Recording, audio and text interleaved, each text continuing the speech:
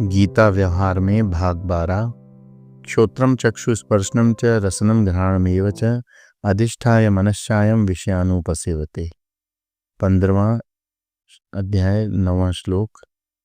ये जीवात्मा श्रोत्र चक्षु त्वचा रसना घ्राण और मन के सहारे विषयों का भोग करता है।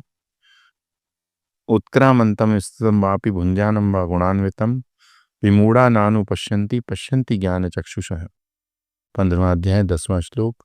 शरीर को छोड़कर जाते हुए, शरीर में रहकर विषयों का भोग करते हुए, सुख दुख का अनुभव करते हुए जो मूढ़ हैं, वे इस बात को नहीं पकड़ पाते कि आंखें नहीं देख रही।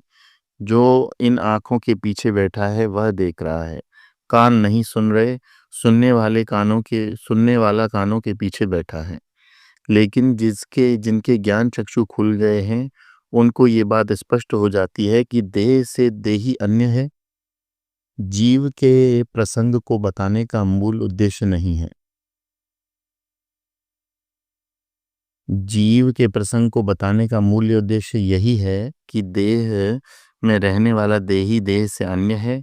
उसकी स्वतंत्र सत्ता शास्त्रों में पाप पुण्य की कहानी बताने के लिए जीव का प्रसंग नहीं आता।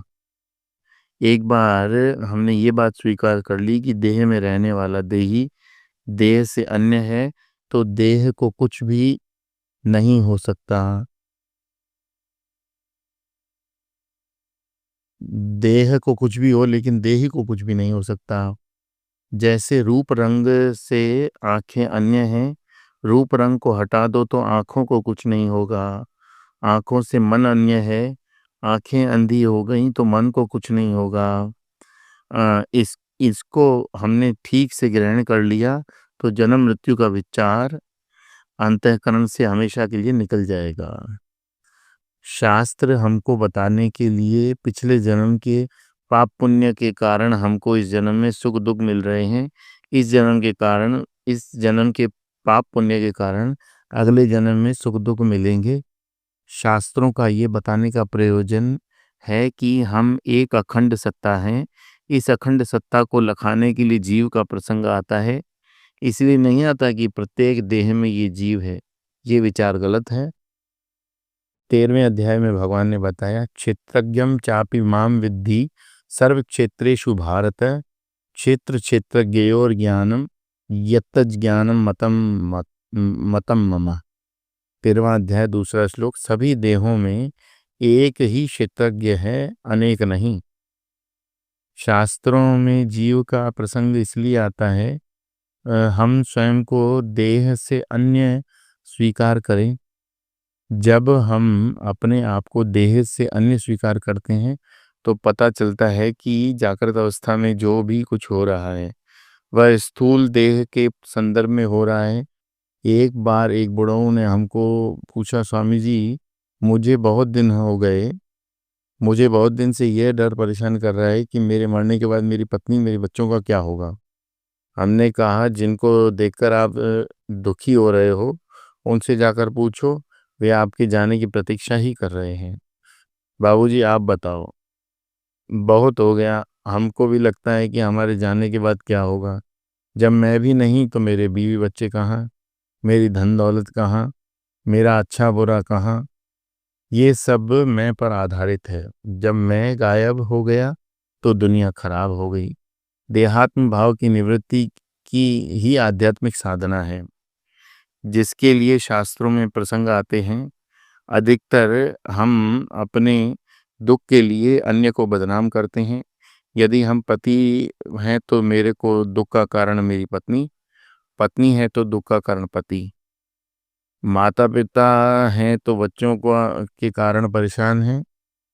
जब तक हम अन्य पर दृष्टि रखेंगे तब तक हमने आध्यात्मिक साधना में प्रवेश ही नहीं किया, अध्यात्म में प्रवेश ही नहीं किया। इसलिए शास्त्र बताते हैं कि तुम्हारे सुख दुख का कारण पिछले जन्म के पाप पुण्य हैं। अब मैं क्या करूं? अगले जन्म को सुधारने के लिए पत्नी से ठीक व्यवहार करो। करवा चौथ कर रही है, 7 जन्म तक पीछा नहीं छोड़ेगी। जब पता चलता है कि अगले जन्म में सुख दुख के लिए हम स्वयं जिम्मेदार हैं तो दृष्टि दुनिया से हटकर अपने ऊपर आ जाती है।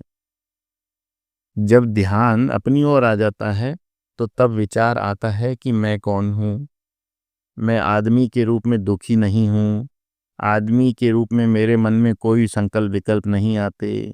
वही आदमी जब पति बनता है तो बनने क्या बन पिता बन जाता है, ससुर बन जाता है, ऑफिसर बन जाता है, तो विचारों के तूफान उठने लगते हैं।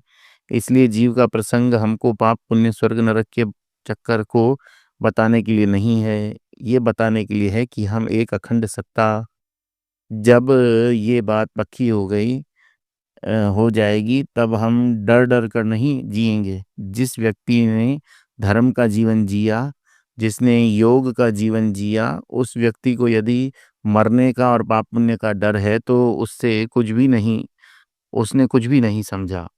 विमूढ़ा नानुपश्यन्ति पश्यन्ति ज्ञान चक्षुषः। जो अज्ञानी हैं वो इस बात को नहीं समझेंगे और सदैव पाप पुण्य के चक्कर में फंसे रहेंगे।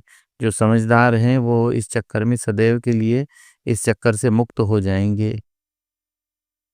इस डर से हमेशा के लिए निकल जाओ संतों।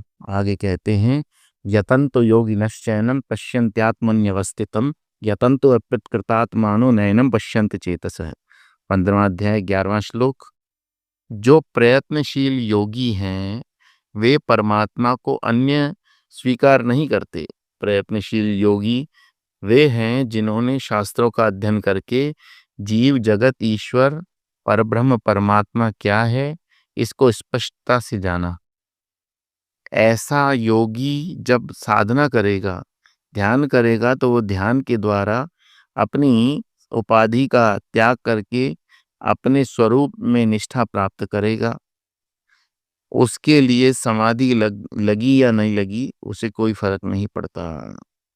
योग रतो वा भोग रतो वा संग रतो वा संग विहीन यस्य ब्रह्मणि रमणे चित्तम नंदति नंदति नंदन्त्येव भज गोविंदम गोविंदम भज मूढ़मते।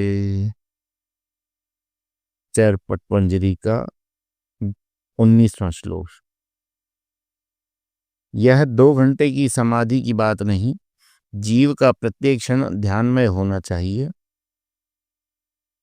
इसलिए मात्र पढ़ लेने से ये शब्द पंडित्य आ जा गया, अनुभूति का लेश मात्र भी नहीं, तो उससे कुछ नहीं होगा। कठोपनिषद की श्रुति कहती है, नायम आत्मा प्रवचने न लभ्य